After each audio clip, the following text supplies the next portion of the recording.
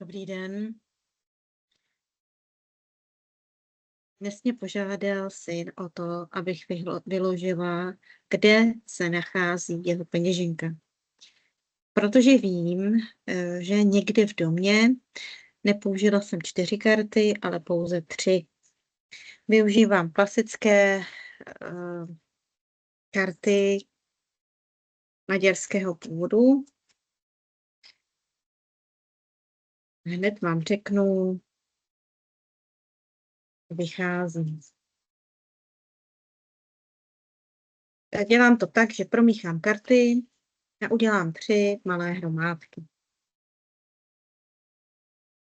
Tím definuji jasné místo určení.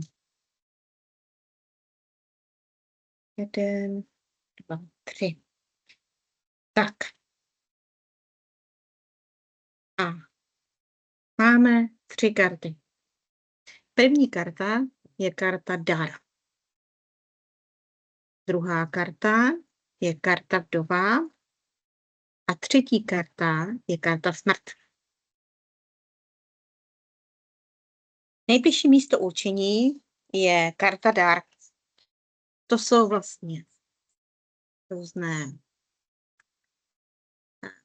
batohy, tašky nebo počítače, elektronika. Ale jelikož je to karta dar, tak to je něco, co používáme pravidelně. A používáme to i, že chodíme ven. Protože je to Merkur většinou. Merkur ve vodnáři. Takže řekla bych, že je to v batohu, který denně používá. Ale karta vdova je někde uloženo a zapomenuta na to. Takže v nějaké kapse. A třetí karta je karta smrt. A to je, že to někde prostě zašantročené.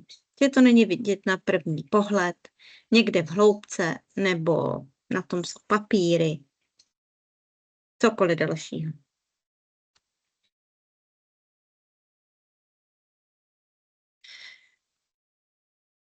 Podle tohoto systému jsem šla a hledala jsem.